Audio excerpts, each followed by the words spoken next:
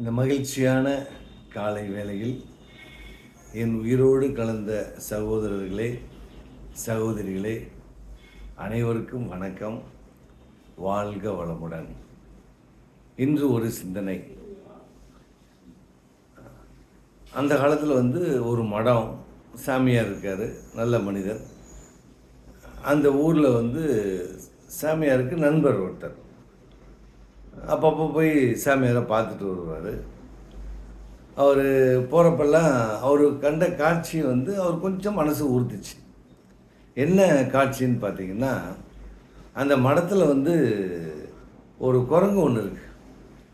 அந்த குரங்கு கொஞ்சம் அதை இவங்க நடந்து வர பாதையில் பார்த்தீங்கன்னா, அதை கயிறு கட்டி வச்சுருப்பாங்க ஒரு மரத்தில்.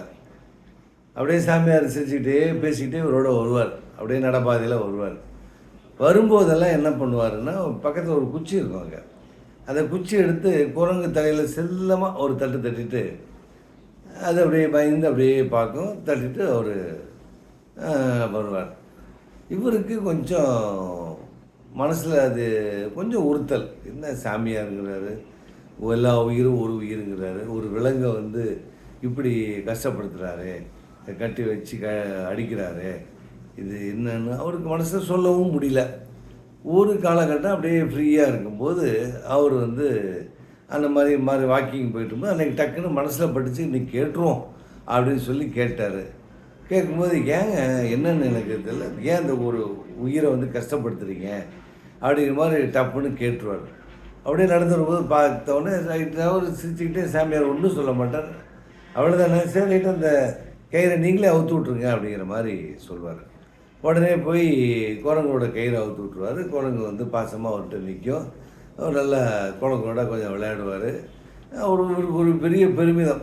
சாமியாரையும் மீறி நம்ம நம்ம எவ்வளோ அன்பாக நடந்துக்கிறோம், அவர் கூட அந்த குரங்கை கஷ்டப்படுத்திட்டு இருக்காரு, ஆனால் நம்ம அதுக்கிட்டையும் பாசமாக இருக்கிறோமே அப்படின்னு இவருக்கு ஒரு இருமாப்பு அப்படியே ஓடிட்டுருக்கு. அடுத்த நாள் வர்றாரு. அடுத்த நாள் குரங்கு இவரை பார்த்தோன்னே பாசமாக வருது.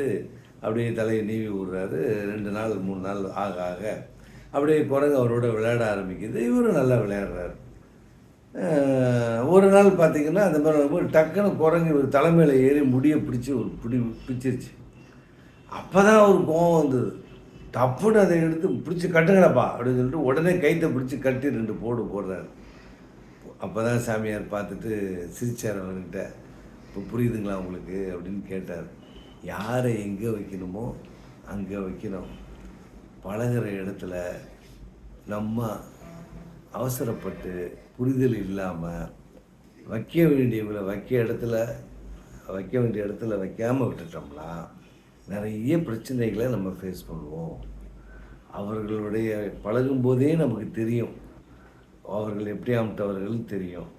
அதற்கு தகுந்த மாதிரி அவர்களோட நாமும் பழகணுமே ஒழிய, அவங்க எண்ணங்கள் சரியில்லாதவர்களாக இருந்தால் அவர்களை விலக்கி வைப்பது தான் புத்திசாலித்தனம்.